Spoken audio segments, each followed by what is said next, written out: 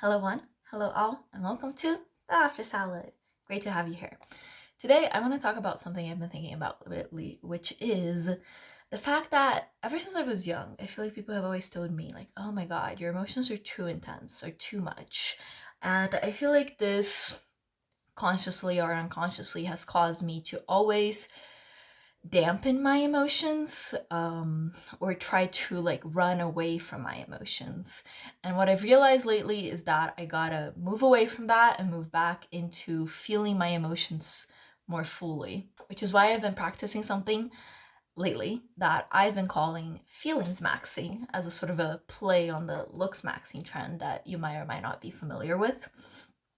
So, contrary to what the name suggests, this isn't about trying to make your feelings bigger than they are.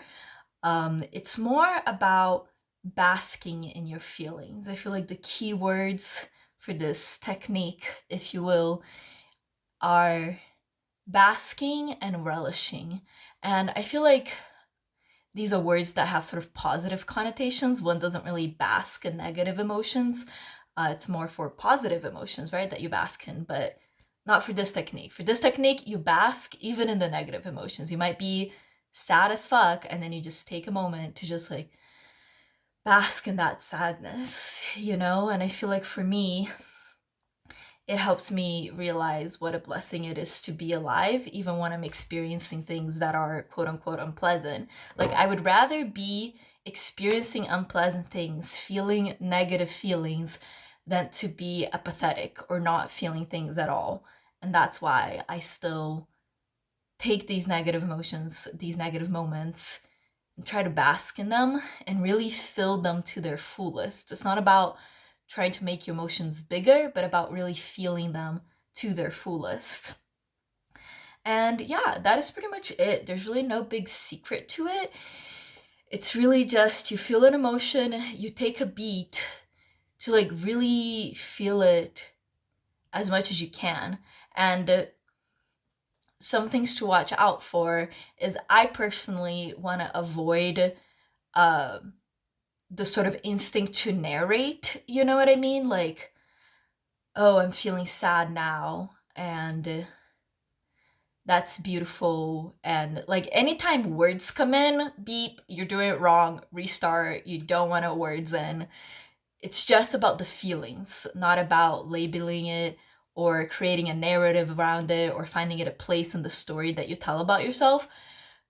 These sort of things can have their place as well, but with FeelingsMaxxing specifically, it's about sitting in the emotion without needing to create a little story about it. And this is particularly easy to do with intense emotions, right? Intense emotions sort of like call you to them more. So it's easier to bask in them. But you can do it even with sort of like mid emotions, you know, with like being bored. Like, okay, let me feel as bored as I can feel right now, rather than shying away from the feeling of boredness. You know what I mean? Feeling dissatisfied with how you look or how you sound. Okay, let me feel really dissatisfied. And I feel like it ends up benefiting me because I end up being able to work through the emotion more quickly than I would be able to than if I just try to run away from it.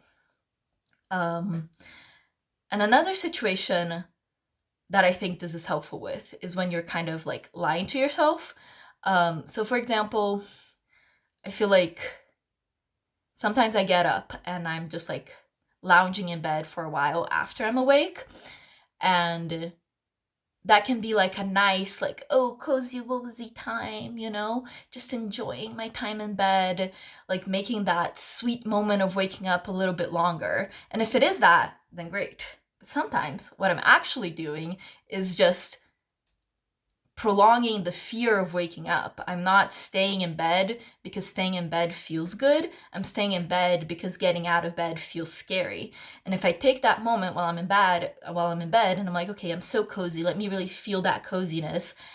And then I can't, and then I realize that instead I'm afraid, and then I'm like, okay, let me really feel that fear. And then I'm able to move past it and get out of bed. So yeah, that's just a little something I've been trying lately, and I wanted to share it with everyone. Um, you know, your mileage might vary, and if you find that doing this is making you feel worse in the long run, it is making you engage in risky behaviors, then stop. You are the master of your own life, and you should only do things that you feel are a benefit to you. No point in doing something if it's just gonna not be a benefit. But to me, this has really been helpful for me, and it's really been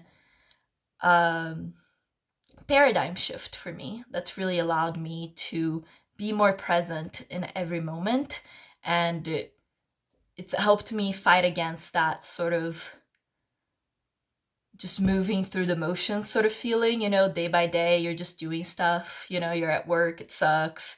Then really feel how much it sucks, and then maybe really feeling it will inspire you to change, or will make you get past that emotion quicker.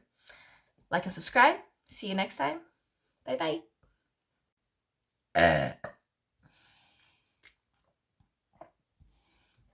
Glad we got that burp in.